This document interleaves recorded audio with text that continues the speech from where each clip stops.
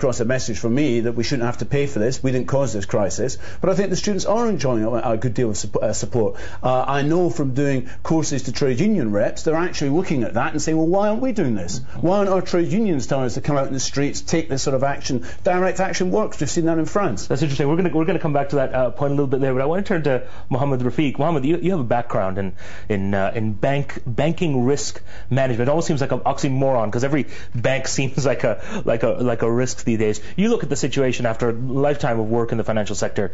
What are the alternatives? Well, firstly, before looking at the alternatives, I think the big issue is that people have to understand what the problem is. And most people don't. And when I say most, I'm talking 99.999% of people don't actually know why we're in the mess. You can't fix something if you don't know what the cause of the problem is. This is like going to a doctor and saying, there's something wrong with me, will you give me some medicine? And he's got to say, well, I need to understand the diagnosis before I can give the correct medication. So what's the diagnosis? The correct diagnosis is to understand that the cause of the problem, in the first instance, is massive over-leveraging by the banks. That's the first thing. That was the For the layperson, what does that mean? What that actually means is that banks traditionally have been allowed to create money at preordained ratios. Before 1996, that ratio was called the fractional reserve system, and it was approximately 10%. A new risk-based framework that's brought a word that we hear all the time now, solvency. You'll hear solvency over and over and over again. We now live in a solvency-based framework that manages the risks in the assets that a bank buys into. This resulted with JP Morgan, for instance, having cash to risk a ratio of 2,000 to 1. That's published on just its what's known as derivatives book. That meant that for $45 billion in cash, they actually had exposure to the global markets of more than $92 trillion. One bank had taken exposure to the value of the world's total economy.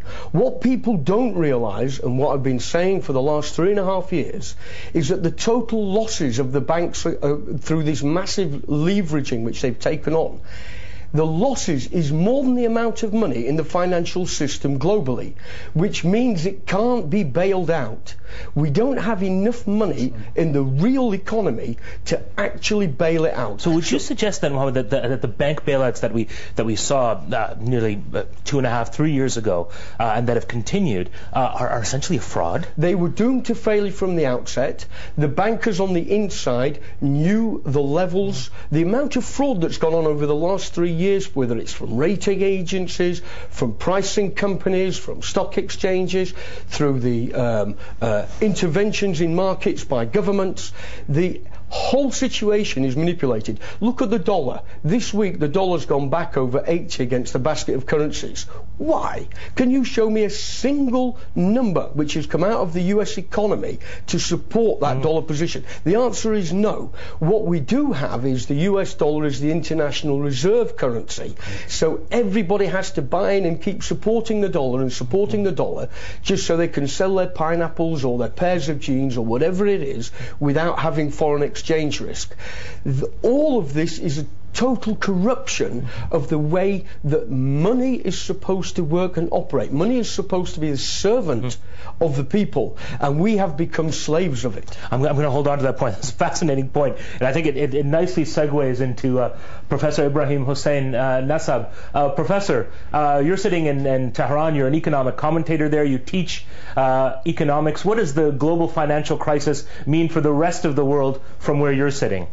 The financial crisis and the economic slowdown that we are witnessing now throughout the world, particularly in the industrial countries, that is going to curb demand for products that are imported from developing countries, particularly those countries that are raw material exporters, and it also may have repercussions, and foreign investments in these countries might be reduced, and also loans and unilateral aids in the form of humanitarian aids may be reduced. So it will have repercussions on the rest of the countries as well, and that's why I think it needs a concerted effort on part of most countries, or if not all. One important thing is that you see finance by itself has this dynamics, but then the real sector is really important. What has been happening is too much dependence on the efficient market hypothesis that markets work in financial markets as well as they do in real markets. While there are two different stories, that's why markets didn't work, and there was too much risk-taking and too much, in other words, adventures that resulted in the collapse and of the financial system and all the burden of the people that have to pay the losses. Yes. If you could, for a moment, reflect on countries like Iran, which are oil-producing nations, how did countries in the OPEC and oil-producing nations fit into this system, and what's been the impact in a country like Iran of the current financial uncertainty? Well, we already see the impact of the financial crisis on the price of oil, and it dropped substantially within a short period of time. And furthermore, I think we might be seeing further cutbacks in the other raw materials imported from other developing countries in the future, and it will control and halt the flow of investment and foreign investment, and perhaps even transfer of technology. The technology that these countries need in the oil sector as well as in the other sectors, they might be harder and more expensive to obtain now under the present circumstances.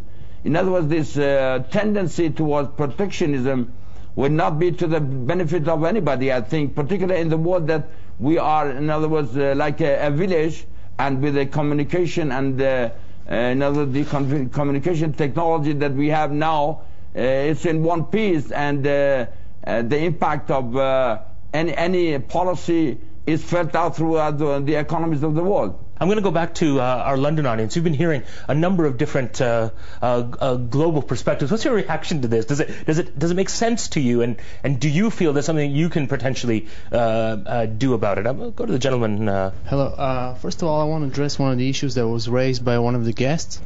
He said basically on the economic crisis, it was due to the many loans the bank were giving.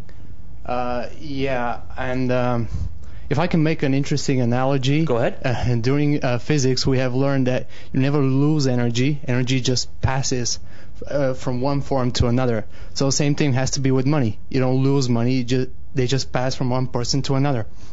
Okay, so in that sense, because we have so many losers out of this, world crisis, who is the winner? Is there a winner? In my logic, that would probably, because if you think about it, why do people need loans from banks? That's probably either mortgage to buy a house or to get a car. So my logic tells me that that's probably going to be real estate people or the car dealers. I don't know if somebody may respond to me. It's an interesting analogy. Does that scientific analogy work? I see you nodding your head, Chris. What do you make of that? What do you make of that analogy? Does it make sense to you? Well, I think the debt is being passed on down to the poor.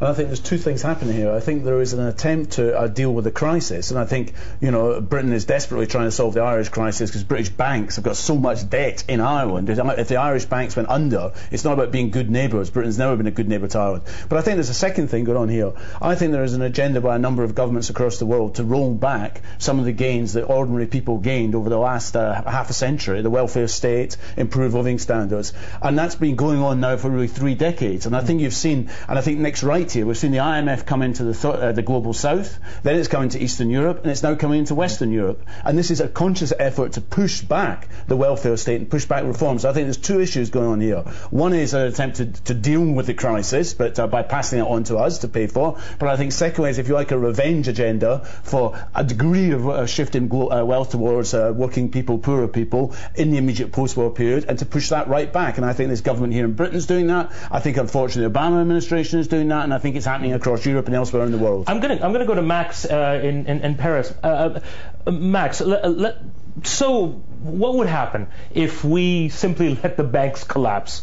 Let's say we don't prop up their debt, that our governments don't prop up their debt. Will the sky fall, as the IMF and international agencies and governments are telling us? What would actually happen if banks started to fail? Well, we've already seen examples of when governments let banks fail. In the United States, during the savings and loan crisis, all the corrupt banks were ring-fenced behind the Resolution Trust Corporation. Over 1,000 bankers went to jail, and the system was restarted. A similar situation happened in Sweden. Similar-ish kind of situation happened in Canada. So in the past, and also Iceland is letting the banks fail as well, although they have let the IMF in as well to complicate matters. But throughout history, banks have failed. And if you want a free market capitalist system, you have to have the losers fail. If the losers are constantly bailed out, you have what's called moral hazard, which means that there's no penalties for committing crimes. And if there are no penalties for committing crimes, you no longer have a civil society. You have anarchy. And to get back to the point that was made earlier about, well, who are the winners and losers? Money cannot be destroyed or created. That's false. As one of your previous guests indicated, a bank like J.P. Morgan has $92 trillion in derivatives. The entire global GDP is $50 trillion.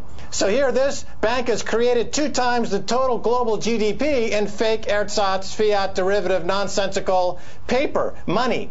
And as part of that incredible pile of fake derivatives that they charge customers fees on and pay themselves at the end of this year at Wall Street $140 billion in bonuses by trading nonsensical pieces of paper. Part of that, of course, is their $1.5 trillion connected to a massive $3.3 billion position short in silver. And of course, silver and gold are the opposite of the fractional reserve fiat money system. And there's a global movement today of people buying silver to put J.P. Morgan out of business. And it's growing, and it will work, because as the price of silver goes up, J.P. Morgan gets closer to the gallows. If people want to put J.P. Morgan in the morgue, as they should, because they're a financial terrorist, keep buying silver. Max, what about ordinary people like me and maybe even you, who have their money in banks, who have mortgages, who have loans, credit card debt? I mean, what would it mean for banks to go down for the ordinary guy on the street? I think that's part of the fear that's out there, that a convincing case is made. We need to save these banks because ultimately they're holding our savings. Well, that's an example of Stockholm Syndrome. You're being held hostage by terrorists, and you want to appease them. That's not the way to deal with terrorists. The way to deal with terrorists is to not negotiate with terrorists. Don't let them into your economies. What the average person can do is move their paper money, which is becoming worthless, into precious metals. They can ride out this storm. Anyone who has going into this without precious metals will lose everything. We're going to take a short break now, but join us again in just a few more minutes for more discussion on the global financial crisis.